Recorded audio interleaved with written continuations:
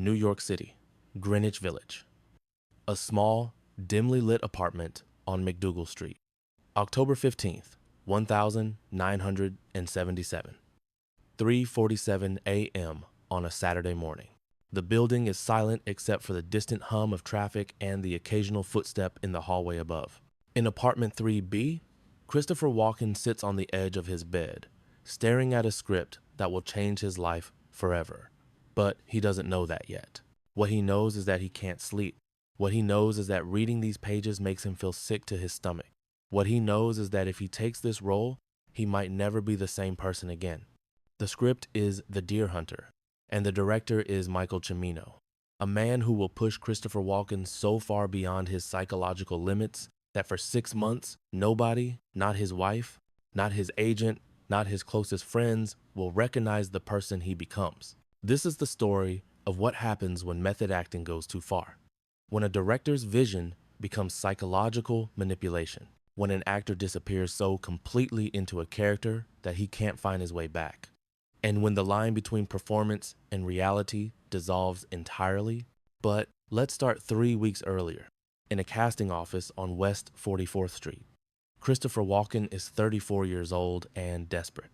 He's been grinding away in New York theater for 15 years, taking bit parts in films to pay rent on his modest apartment. His biggest role so far was a brief but memorable appearance as Diane Keaton's disturbed brother in Woody Allen's Annie Hall. 5 minutes of screen time that made people uncomfortable.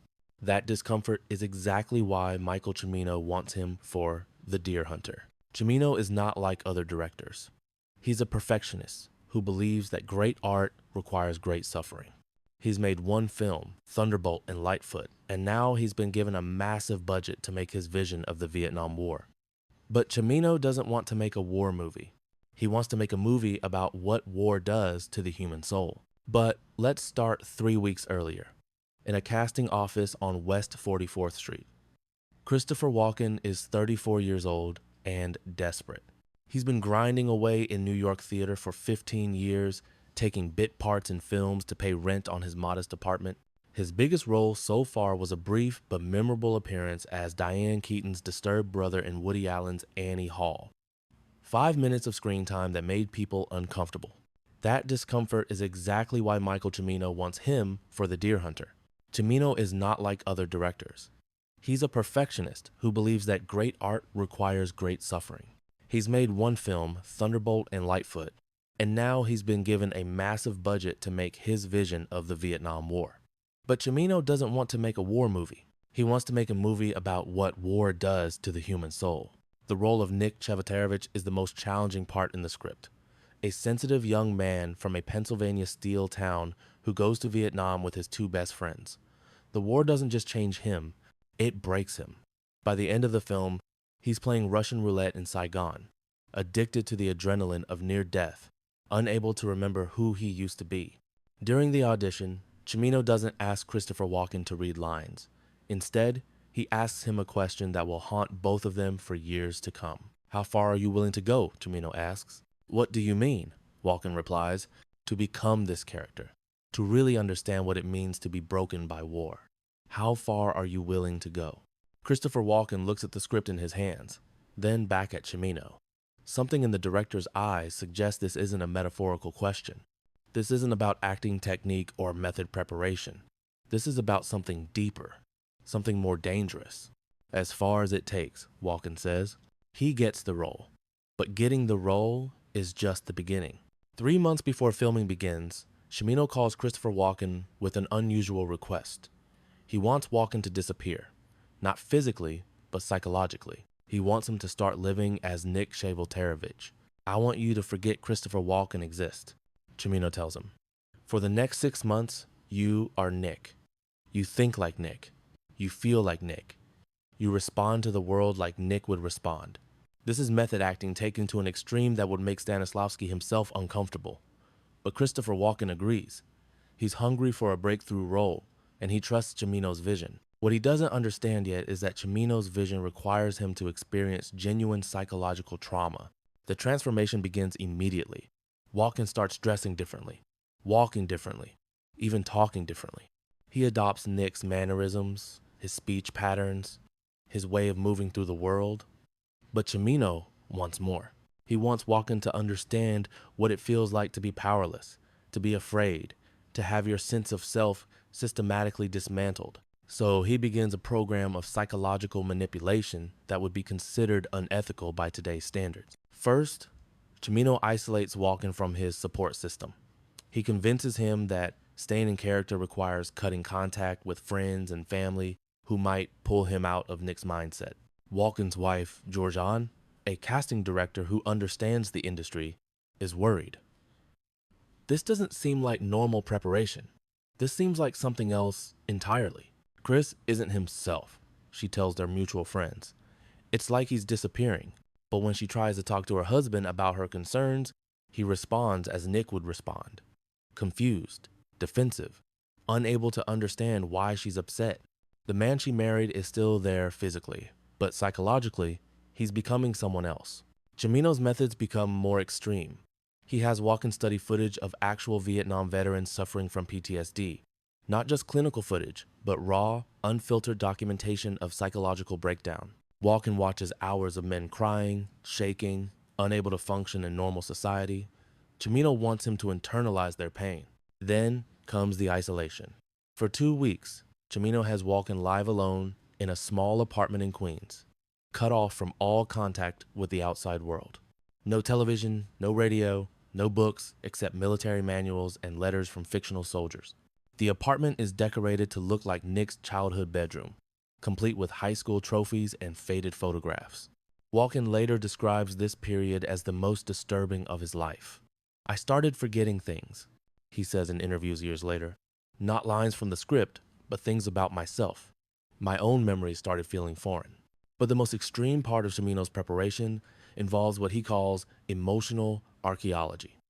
He has Walken work with a psychiatrist, not for therapy, but for deliberate psychological destabilization. The goal is to access parts of Walken's psyche that he's spent years protecting. They dig into his childhood traumas, his feelings of inadequacy as a young dancer in a working-class family, his fear of never being good enough, his terror of being truly seen. The psychiatrist, working under Cimino's direction, systematically breaks down Walken's psychological defenses until he's raw, vulnerable, completely exposed. It was like being skinned alive, Walken later says, but emotionally, Georgianne Walken watches her husband disappear over 3 months. The man who comes home each night looks like Christopher, but he doesn't act like Christopher. He's jumpy, paranoid, prone to sudden emotional outbursts. He has nightmares about Vietnam even though he's never been to war. He flinches at loud noises. He can't concentrate on simple conversations. I was living with a ghost, she remembers. Chris was gone, and this broken person was in his place. But Cimino isn't finished. As filming approaches, he implements the final phase of his psychological experiment. He wants Walken to understand what it feels like to be completely powerless. So he creates situations where Walken has no control over what happens to him. During rehearsals, Cimino will suddenly stop scenes and humiliate Walken in front of the entire cast and crew. He'll criticize his performance, question his commitment, suggest that maybe he's not right for the role after all. Other actors watch in horror as Walken breaks down, sometimes crying, sometimes becoming almost catatonic. Michael was torturing him, Robert De Niro later admits, and Chris was letting him do it because he thought it was necessary for the role. The Russian roulette scenes are the worst. Even though they're using a prop gun, Cimino wants the terror to be real, so he doesn't tell Walken when they're going to film these scenes. He just sets up the cameras and tells him to sit down at the table. The confusion and fear on Walken's face during these moments isn't acting. It's genuine psychological distress. But here's where the story becomes even more disturbing. Christopher Walken isn't just disappearing into the role. He's starting to believe that he actually is Nick Shevotarovich. The boundaries between actor and character have completely dissolved. During a particularly intense scene, Walken has what can only be described as a psychological break. He starts speaking as if he's actually in Vietnam, as if the other actors are really his friends from Pennsylvania, as if the entire film set is somehow real. It takes 20 minutes to convince him where he is and what's happening. The cast and crew are horrified.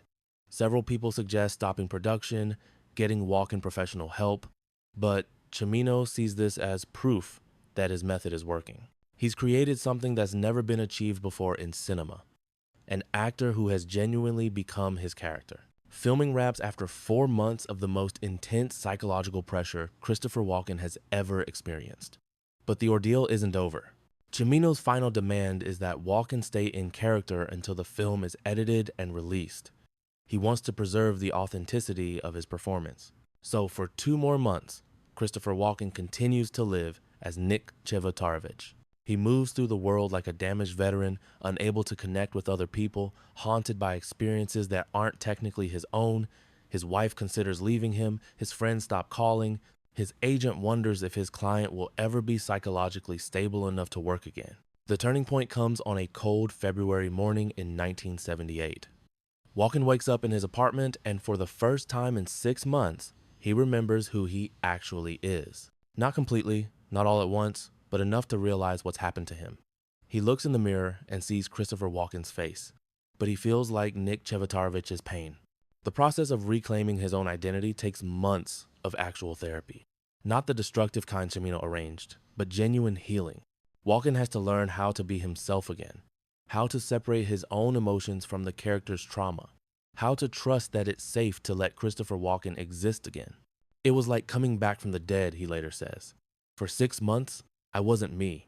I was someone else entirely. And that person was in incredible pain. When The Deer Hunter is released in December 1978, Christopher Walken's performance is immediately recognized as one of the greatest in cinema history. Critics struggle to find words for what he's accomplished. Devastating, unforgettable, a masterclass in psychological realism. But the people who worked on the film know the truth. This isn't just great acting.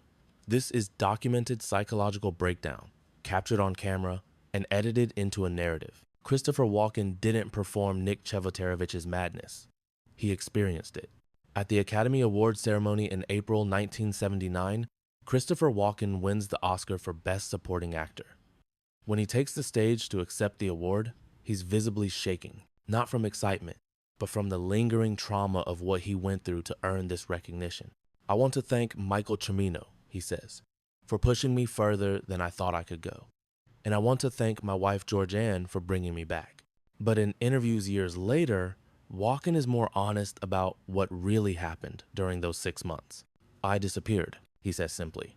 Christopher Walken stopped existing, and someone else took his place. It took me years to fully come back. Some part of Nick is still in there, and probably always will be. The lasting impact of Cimino's experiment goes beyond Christopher Walken's personal trauma. The Deer Hunter changes how people think about the ethics of filmmaking, the responsibility directors have to their actors, the line between artistic vision and psychological abuse. Michael Cimino never works with actors the same way again.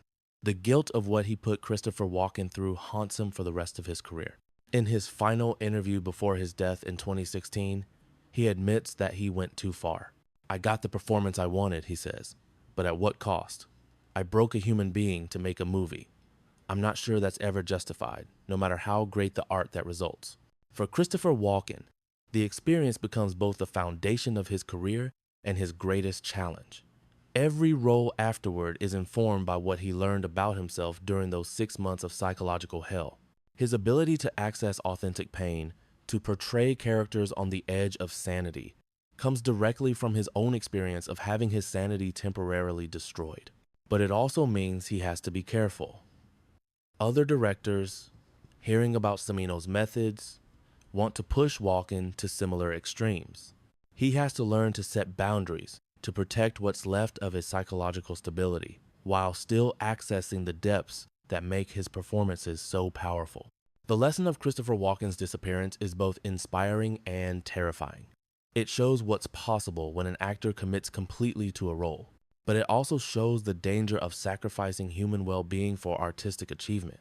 Today, 45 years later, Christopher Walken is one of the most respected actors of his generation. But those who know him well say there's still something haunted about him, something that suggests he's never fully recovered from his time as Nick Chevotarovich. Sometimes I catch him staring off into space, Georgianne says, and I know he's not seeing what I'm seeing. He's seeing something else, something from that time when he wasn't himself. That's what happened when Christopher Walken disappeared for 6 months. He found the performance that defined his career, but he lost a part of himself that he's never been able to get back. And maybe that's the real cost of great art. Not money or time or effort, but pieces of the artist's soul, sacrificed on the altar of truth. The director who made Christopher Walken disappear didn't just change cinema history. He changed a human being forever. The question is whether the art was worth the price.